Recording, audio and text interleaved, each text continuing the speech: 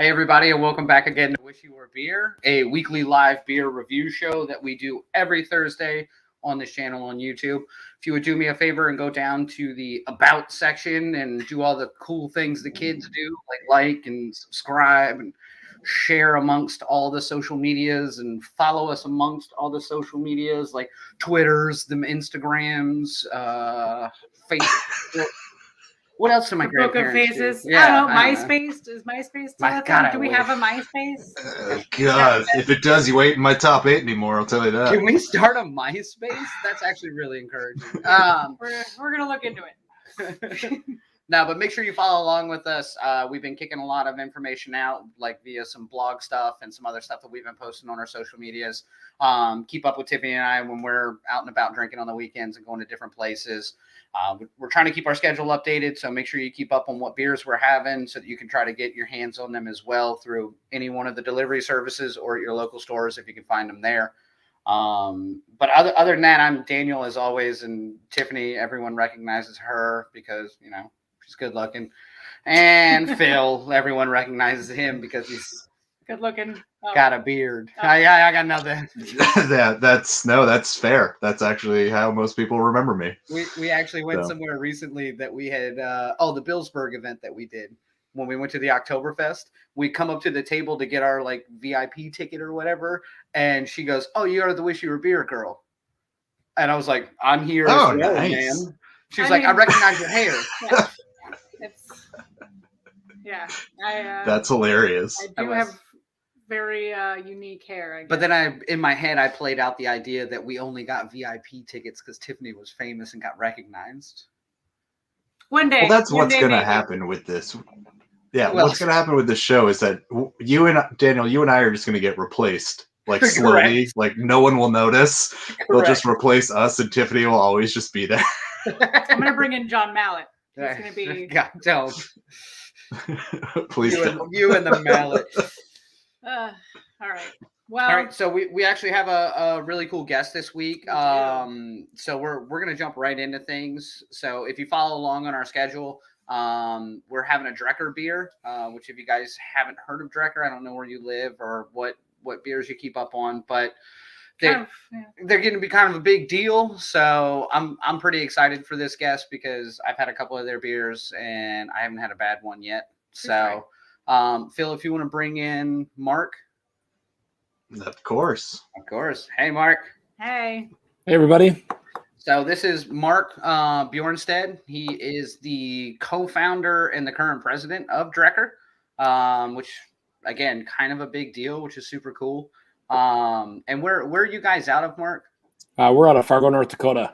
Which is so exciting to me because when we talked a few minutes before the show, that accent sounded like you were from that area for a long time, but I wasn't sure, so I didn't want to ask.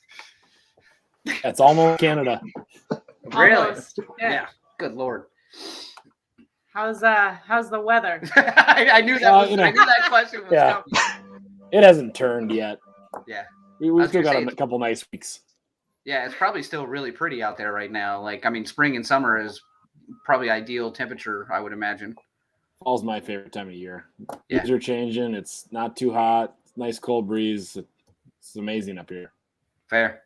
I dig it. I'm also a big fan of autumn. It's my jam.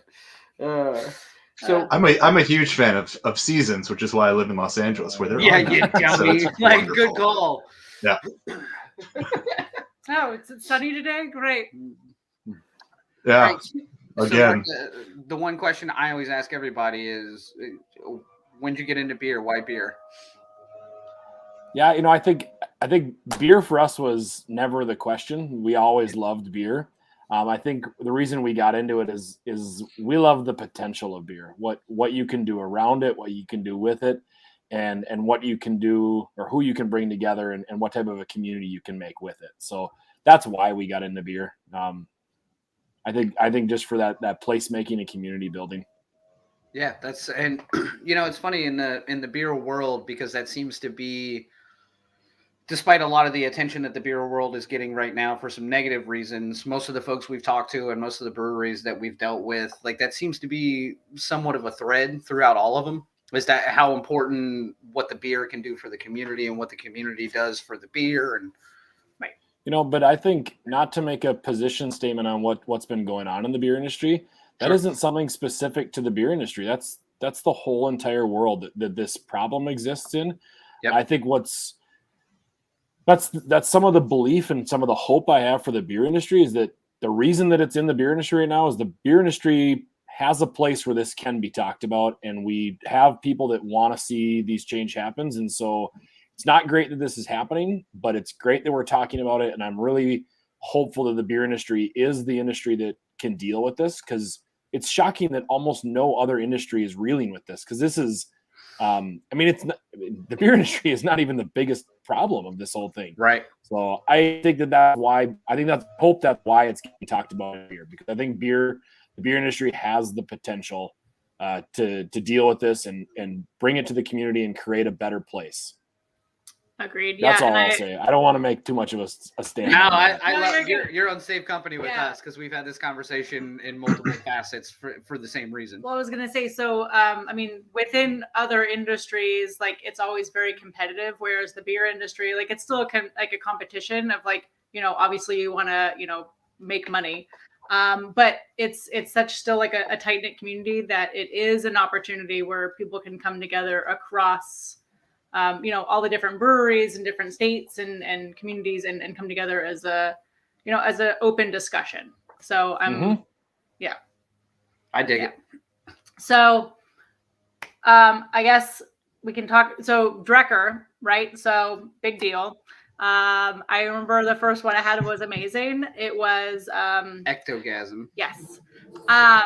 So you guys have been extremely successful since you opened, and you've been able to brew a ton of different beers and a lot of different styles. Like, I guess, what's your favorite style? And then kind of, take us through like the last however many years, because that is a trivia question, of being open and kind of like what that's been, What that's been like? Yeah. So favorite beer or favorite beer styles? Mm-hmm. I'm sure you get the similar answer from everybody, but that's such a hard question because, I view beer on the consumption side. I view beer on the sales side and just kind of just in the community and what the industry is like.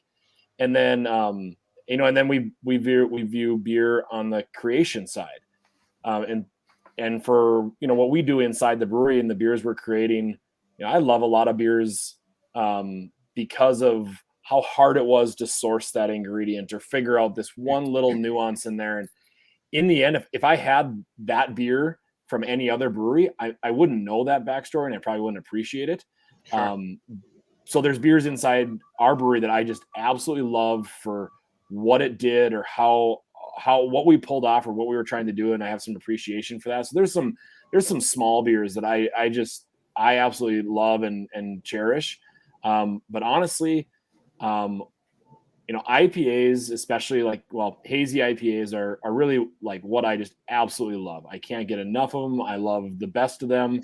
I want to try all of them. There's just so many nuances to that style.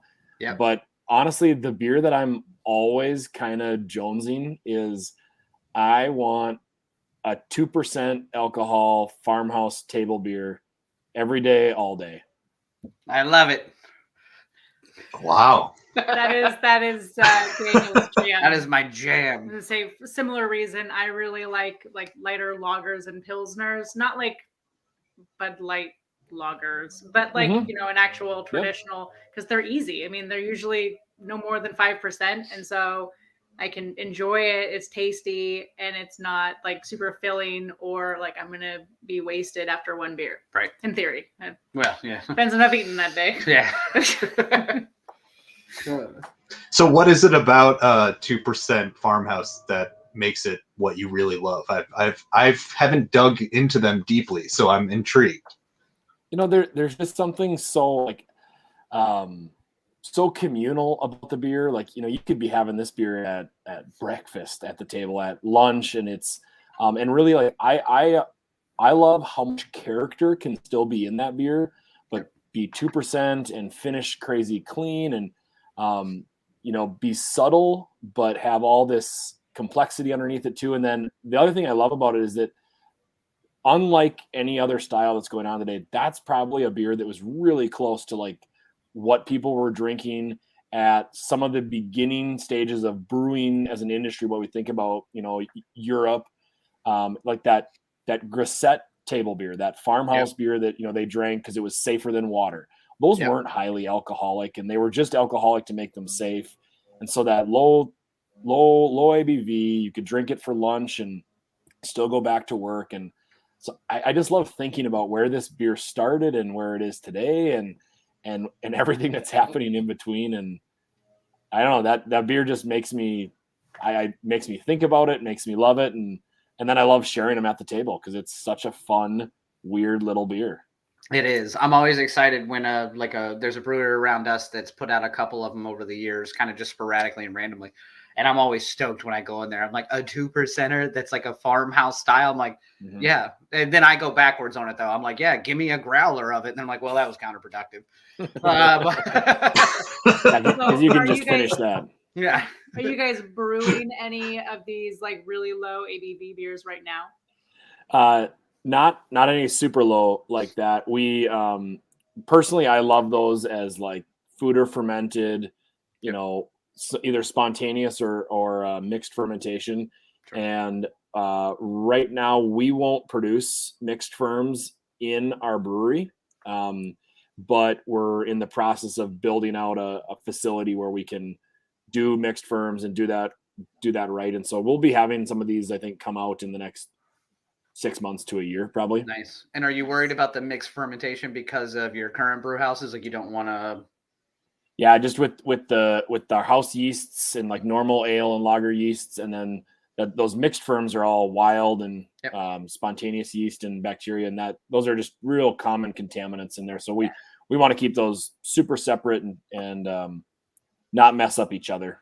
Yeah, because they're supposed to be like really hard to clean out too. It takes like 3 times as many clean cycles and then some of that, I mean, for the same reasons that it takes 9 months to a couple of years to make some of those beers, sometimes that yeast doesn't show itself until it's present in many, many, many beers that you've been producing, and now you've 3 months later all of your IPAs are now all infected.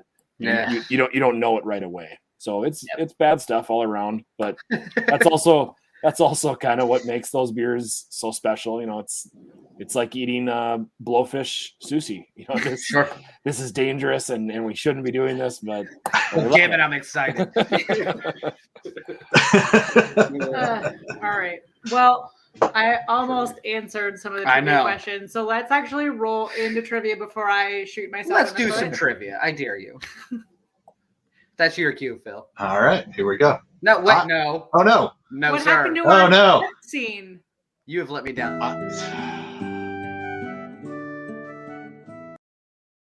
Didn't play my favorite slide. It's the only reason I do trivia is just for that. Exactly. So for those of you who may not have seen some previous shows or just joining us, this is the portion of the show where we go through a little bit of some trivia questions about the brewery or the specific beer or the brand in general of whoever we're having on. So today we're going to do some trivia about Drekker, and luckily we've got Mark here to hopefully answer all the questions correct. That makes me so nervous every time. He doesn't have a good overall trivia score. Oh yeah, I'm batting like 0.0000 on trivia. I think you got a little bit more. You're like at 2%. Yeah. Much like the beers. True. Much like a farmhouse fan. Yeah. All right. So true or false? Drekker is the largest brewery in North Dakota and opened in 2012. Also, if you are logged in, I don't like the double question. I know you hate them. That's why I do them on purpose. If you are logged in to YouTube, you can actually comment along with us and play trivia. So so for me, I try to do as little research as possible and just wildly guess because I'm here for beer and hats.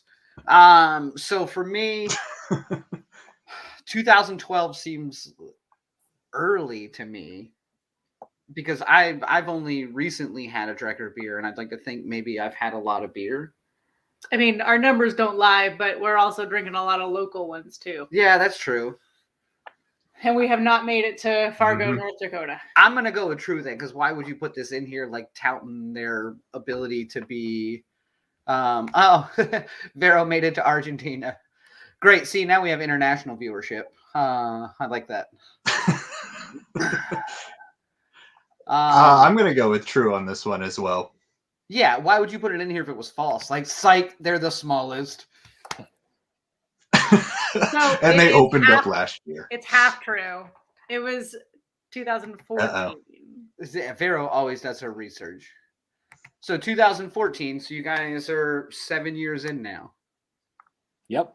Does we that just feel, had our anniversary party maybe 3 weeks ago. Does that feel crazy from your standpoint to be 7 years into the business? You know, like time is an absolute illusion to us. Yeah. We can't tell if this has been forever or a day. Sounds like our relationship. Yeah, sounds like our relationship. We can't tell if we've always done this or if it's brand new. No, but that's exciting though, because usually if time is moving in that capacity and everybody's working well together, it typically means you're having a good time, which helps a ton, I would imagine. Yeah. Yep. However, so the largest brewery in North Dakota, like that's killer. Yeah. So I guess what's your usual output, like compared to like some of the other ones? Like, honestly, like I think that's true. I'm pretty sure it is. We do like about 12,000 barrels a year. Nice. Of beer, and I have no idea where that compares to anyone else, because to us, size is not a metric that it's not a goal on anything we do. I think that's just that's a byproduct of something else. And the fun part is that's probably all the beer we're ever going to make in a year, because we are totally maxed out at the brewery and we really don't have plans to expand much more. So that's who we are, and that's about what it's going to be. We're just going to stay ourselves. I mean, I think that's a good business. I love that. Yeah. And I did do some research, and I read that last year you guys brewed 125 different beers, and 80 of them were brand new beers. So like the creative aspect of what you guys are creating and like shipping out, and I mean there's a lot. You guys have a lot going on.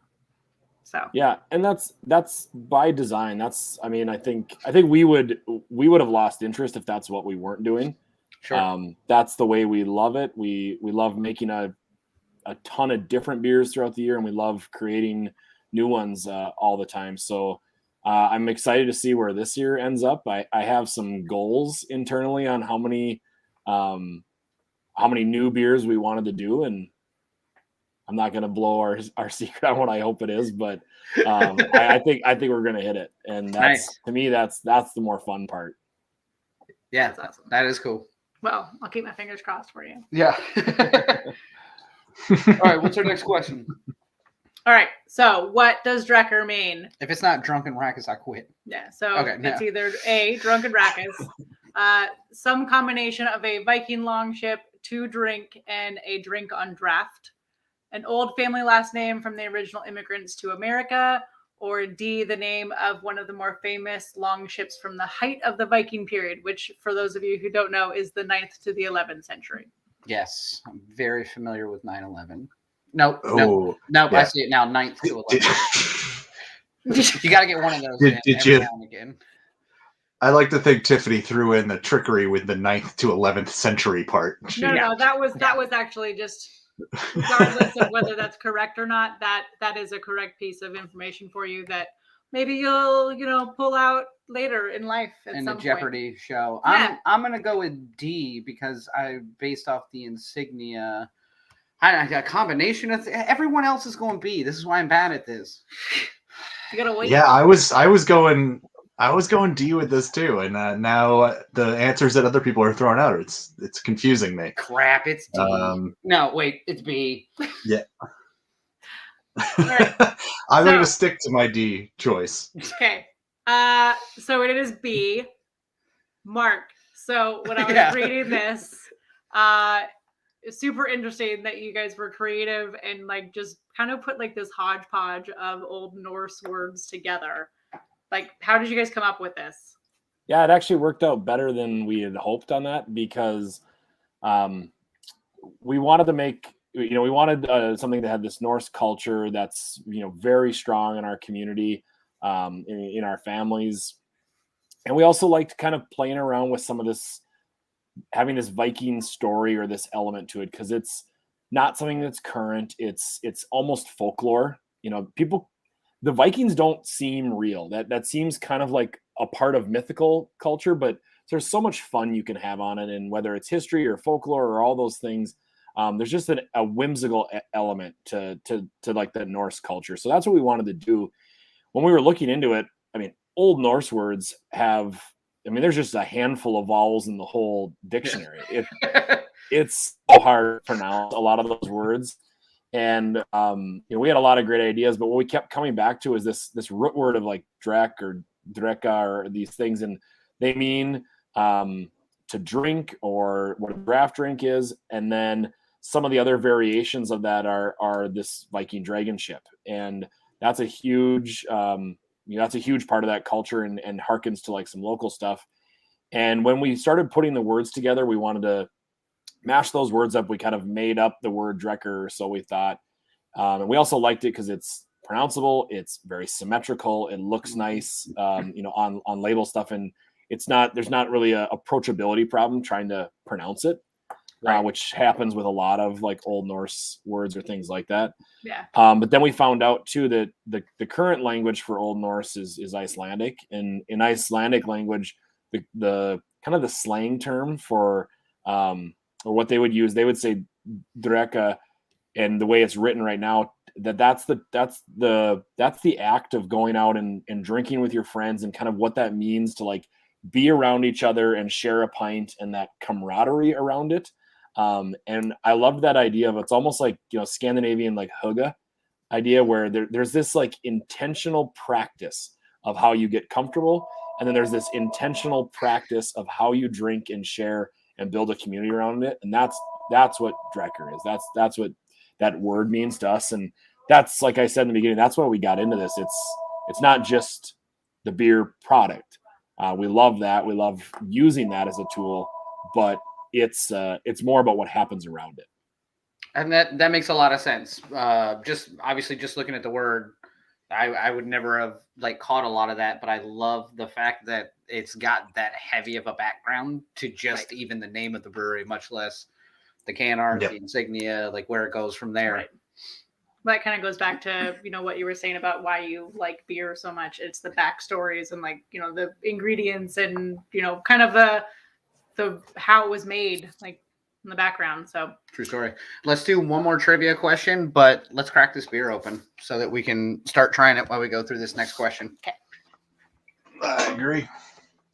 Never going to complain about having to crack the beer open. I know. True or false, one of Rudder's beers, called Broken Rudder Red Ale, got its name from a local Viking enthusiast who built a traditional ship, and then with the help of his family sailed that ship to Norway. Is this another trick, true or false, like Would you you did like to me me to earlier? pour this No, beer? I nailed it. Don't even worry about it, man. I've been doing this for days at this point. Not good at pouring. I am so bad at pouring a beer. It's terrible. Is there any trickery in this one? I don't know. You tell me. Like, just come on, man. Is it true or false? I'm going with true on this one. Broken. I'm just going all in with it. Ale. Boy, but if you've had 2 Broken Rudder red ales, that's a tough one.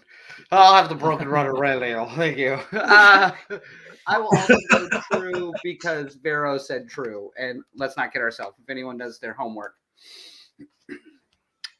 So we're going to go true. Is that a true statement? Yes. That was for Mark. Mark's supposed to answer Mark, that. go ahead. Yes. Yep. That's the story of the Yumkut ship, which means homecoming. Okay. And that was so there was a gentleman in the late 70s and early 80s that had a dream to build a Viking ship, full scale, by hand, felled trees off of the river around here, and him and his family and the greater community ended up finishing this ship, building it. they did some test sailing in Duluth. And so during the process, he actually he got sick with leukemia, and that's when the community and the rest of the family really had to pile in. And he was able to sail the ship in Duluth, but then passed away over that winter. And so then his family kind of kept it together, and they sailed the ship all the way through the Great Lakes, and then from New York Harbor onto Norway. And it, like, everything that could have gone wrong did. And I think it made it the amazing story that it is.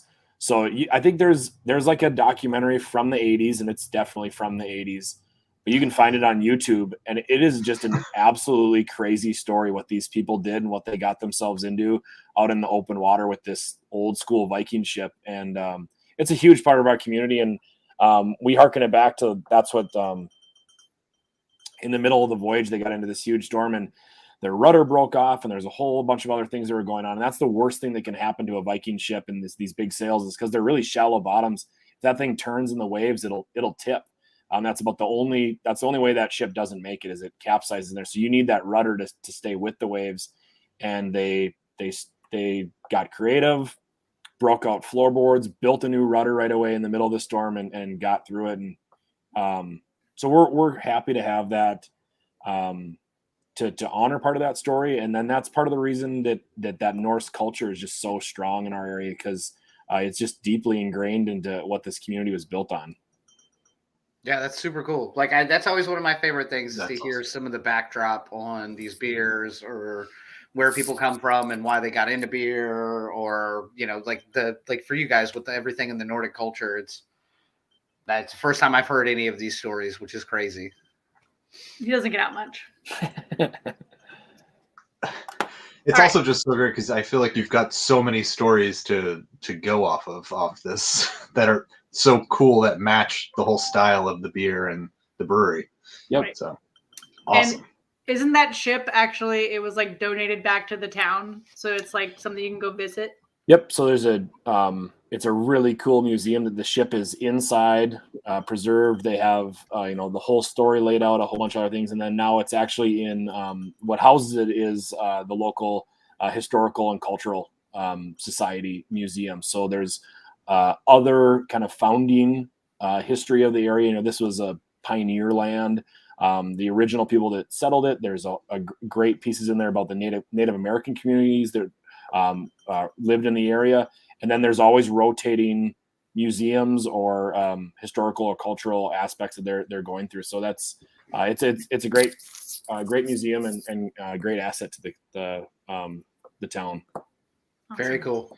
All right, so tell me about Hidden Vision here.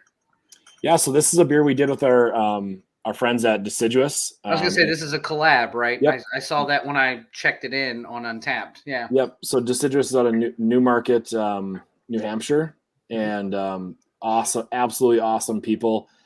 We had a ton of fun coming up with with this recipe. For us, one of the reasons we love doing collabs is, well, for one, we just love playing around, having fun, getting to meet other people, and then two, it's a really fun way to either mash up, our IP approach to their IP approach. Mm-hmm. It's also a great way where we can test out new ideas and see how things will work. So what's really cool about this IPA is, you tell me, it's a double IPA. I don't think anyone would really question the IPA-ness or the bitterness of that beer. But that's a beer that was brewed with absolutely zero hot side hops. So it's and it's not even any Whirlpool hops, which in the like the New England style or hazy IPAs, so almost no boil hops are being used anymore. That's way pulled back compared to West Coast. Hazy IPAs will have big, huge Whirlpool additions. We didn't even use a Whirlpool addition on this one. We did it all by doing fermentation, dry hopping. So doing dry hopping doses during fermentation, letting the yeast do some biotransformation flavors and have activity with all that. And then there's just an absolutely insane amount of hops in that. And that's what starts to build that. I mean, that's why it's so big, and you have to really jam pack a beer to get it up to that flavor level with just dry hopping. Yeah, that's really interesting because it's so to be I mean, I expected it to be hazy, like that was a given for me after reading some of the stuff about it, but it's not as like hazy on the taste end of things to me, which may be some contribute to how you guys actually made it, that it's not as hazy. A lot of hazy beers get really stringent for me, like on the front end, like it almost feels like it burns my lips or like burns a little bit when I drink it. This one doesn't do that, which is fantastic. I just like that it's a double and it isn't like a punch you in the face alcoholic beer.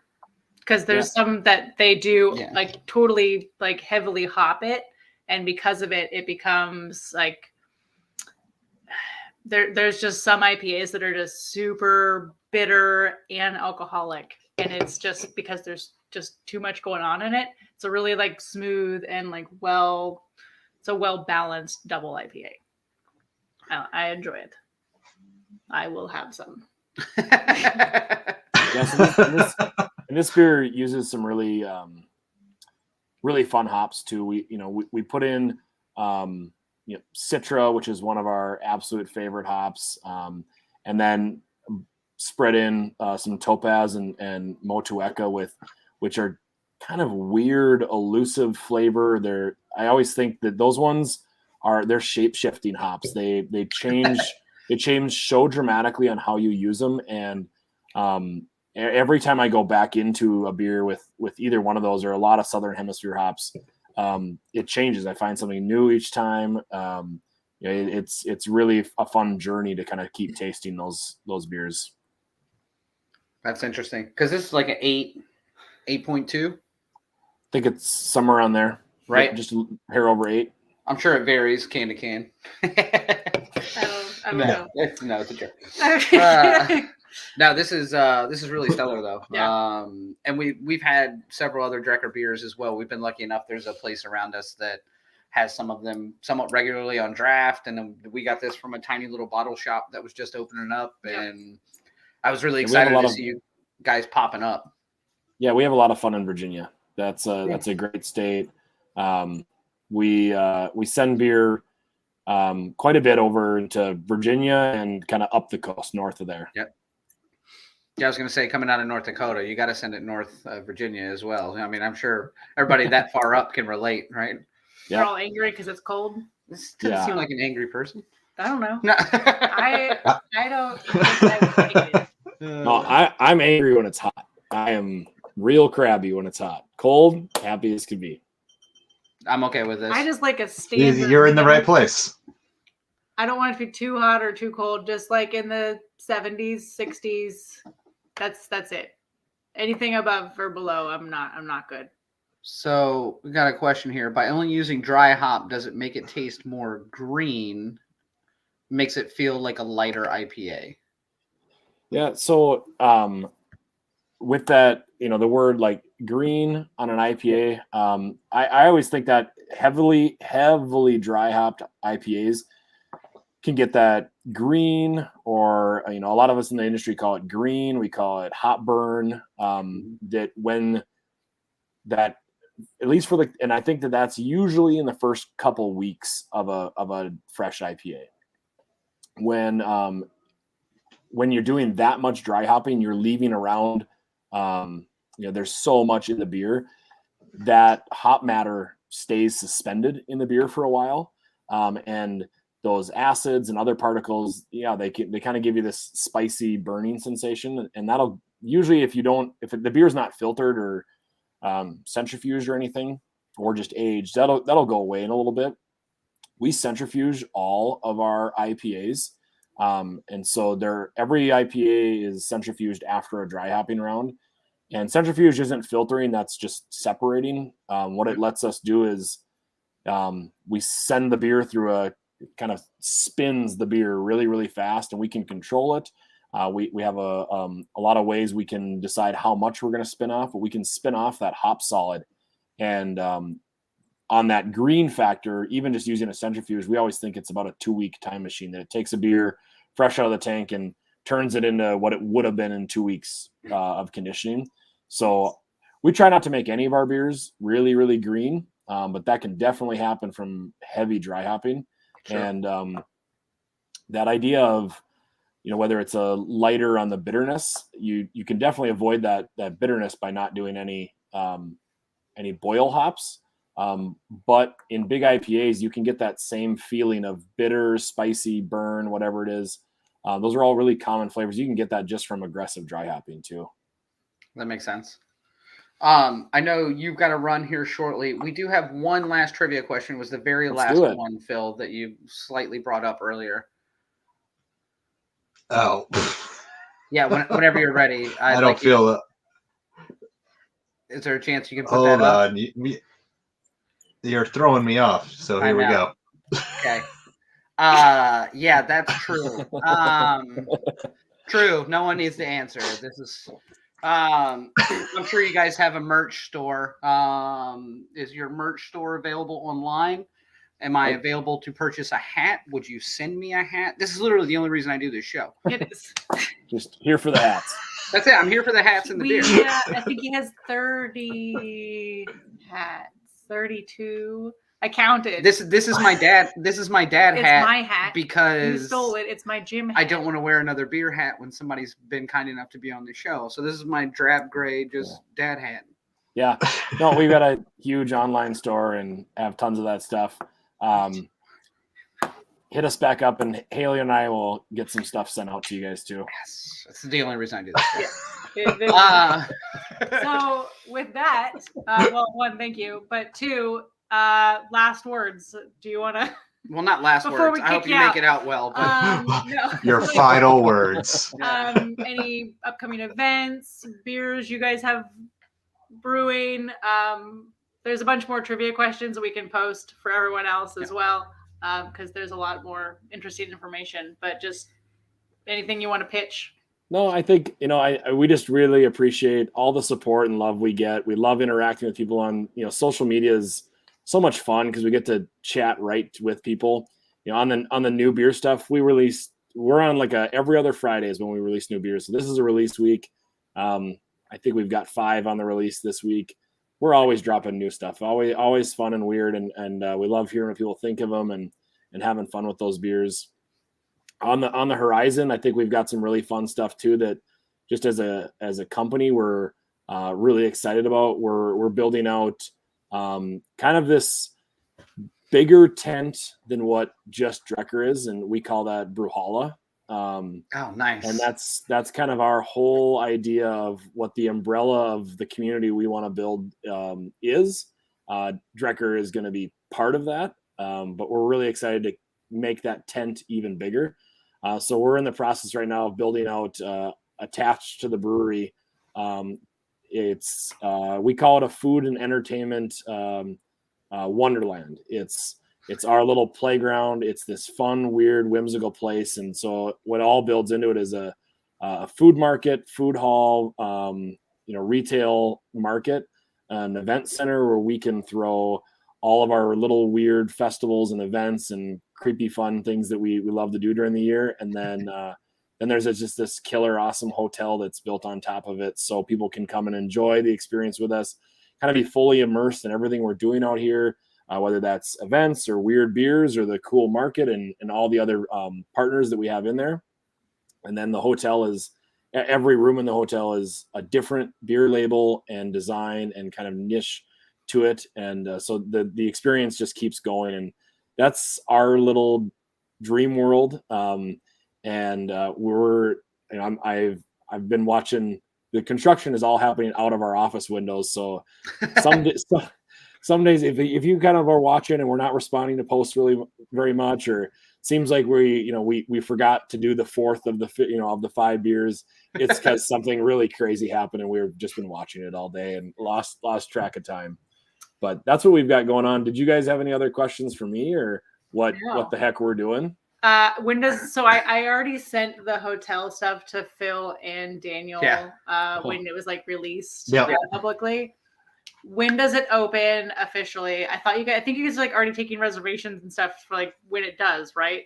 No, not No? yet. Okay. So it'll be the building should be done sometime next summer, by the end of next summer, and so we're hoping to have everything open and ready to go early next fall. So we're about a year away. Yeah, I Super honestly I love exciting. that idea in general. Like the entirety of the umbrella and bringing everything into that space that sounds like a blast. I'm looking forward to it. We're gonna have to do a reunion show next year at the Right. hotel. Yeah, I would love to. On site. Let's do it. I'm for it. Perfect.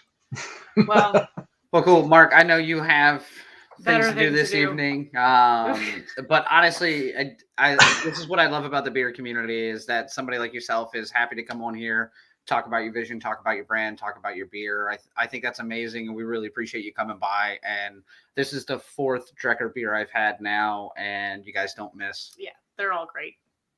Well, So- thank you guys very much. I appreciate you guys asking us to be on here. We love chatting. People that are listening, if there's any questions you guys have, you can hit us up on Instagram or Facebook Messenger. We've got a contact form thing on our website too. If you're healthy and staying off social media, that's good for you. But hit us up with any questions. We love learning what people are into, and we love chatting about beer. So thank you guys very much, and let's do it again on site one of these days. I look forward to it. Awesome. Thanks, Mark. Have a good night, Absolutely. guys. Thank you. Cheers. Bye. Bye. And we will link everything from them as well. Correct. Below and in our Yes. blog post or whatever. So if you go into our blog post or on our website, we'll all Somewhere the in show there. notes and everything else. We'll link all the information for the hotel. Again, Tiffany's already found that anyway. It's actually there's like a bunch. I of mean, But that's super fucking cool. If we don't do a show in Fargo, North Dakota, in a hotel with the brewery, you guys have really let me down if that doesn't happen.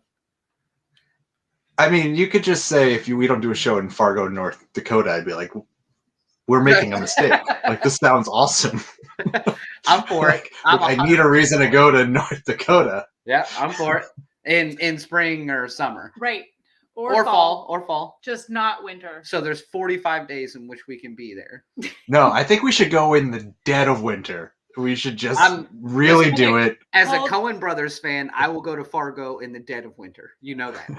Phil, you've already seen me when I was freezing my ass off in New York City. And I want to see it again. No, I was like one pigeon feeding moment away from being the bird lady from Home Alone. So Home Alone 2, you mean? Lost in New York. Home Alone 2 and Lost in New York. Respect the title. Respect the title. Sorry. All right. Before I finish this beer, let's...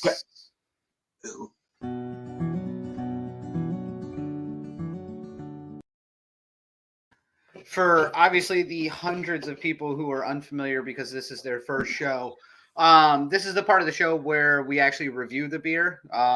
So we typically let the establishment go before we review the beer, because if you've talked to anybody in the beer industry, most of them aren't big fans of Untapped, which is what we use to rate our beers on. Mainly because that's like being an artist and letting someone come in and rate your art every day.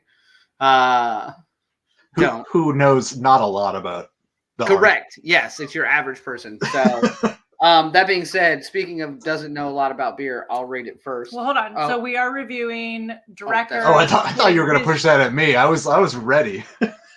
Sorry. Oh no, I got you, Phil. So we are doing Hidden Vision. It's their double IPA from Drekker. It's a collab. They also did it with Deciduous out of New Hampshire. Yeah. New Hampshire. I knew you were. I was like one of those. New Hampshire. My cousin from New Hampshire. It's the same voice. Okay. All right. So what you said you were going to go first? Yeah, I'll go first. So like we have had several Drekker beers. Yep. Most of the ones we've had have been IPAs, which again, like I said to him, there was the Brains, the sour one. That we had. I think we did have a sour one too. Really and too. I think I had read they're heavy on sours now. I think they're doing a lot of sours at the moment. Yep. And I also hear they're doing them well though, which is a good thing. So for course. me, as an IPA person, give me a double IPA. Hazy is fine. I think this is delicious. As I burp it up, there you go. Sorry, internet. But no, I think this is delicious. It's not as hazy as I thought it was going to be based off the color of it. Like it didn't hit me as hard as like a hazy that is not that like see through, if you will. It's just not filtered. Right, I understand that. Sorry. I'm just saying. So that being said, I dig this beer a lot. I'm gonna give it a 4. All right. Wow. Is that I just No, have to I was sit in just silence waiting. in my I don't know decision? what's happening. I gotta wait for Phil's voice to catch it. First off, I apologize for whatever technical difficulties are happening tonight with me. It wouldn't be a show unless I have technical difficulties. So let's remember Correct. that. I think for me, I was just shocked that you said, I like this a lot. I thought you were going to go big with this with how much you were building it. I thought you were going to go like big numbers. No. So, but then I remember Daniel has a much different score grade than a lot of other people. A 4 is like what my 4.5 probably is. Right. I think Daniel's got a different level of score. Well, I've had 7,000 more beers than you, so it makes sense. It's fair. That is true. Fair. I don't know if you need to count all of your Miller High Lives. So he's had 2 more beers than I have. Right, yeah, exactly. All Miller High Lifes. All right, so what about you, Phil? What are you going to give?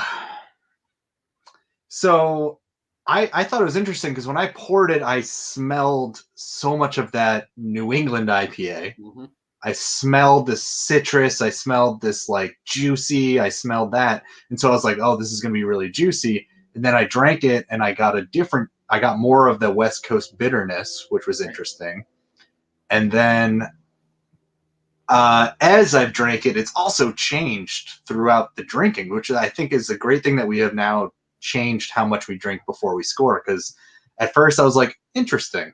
I was like probably in like the 3.75, 3.5 range. Now that I'm almost done with it, I'm at a 4. I'm going 4.25 on this one. You're a wild animal. No. I know. That's interesting to say that because in the beginning it was so it smells really like citrusy and it smells like a New England IPA. And then it at one point started to get a little bit bitter, which was funny because it was right after I mentioned that it wasn't. And then I had like 2 more sips and I was like, oh no, I'm eating crow currently. But it was like 2-3 sips of it being bitter, and then it's back to kind of being like almost sweet. Yeah. And it could just also be like as it warms up a little bit as well, it changes the flavor. I really like this. I'm gonna give it a 4 as well, which is a very good score. Yeah, I was gonna say. Yeah. Oh, great score. I'm gonna make the choice here and just have the show score be a 4 because I am on the low 4.25. Okay. So. Okay. I think that's fair. Yeah, you're not hurting my feelings. All right. What do we do next? Oh no, we have a section where we talk about what we wish was beer, which I think we even have there should be like a cutscene for it too, I thought. Or no? Do we have one? No? I can't remember right now. I'm not sure. JK, God, I know. Your audio is so far behind your mouth right now by now. Like it literally the slide was on and then in the middle of it I heard not sure.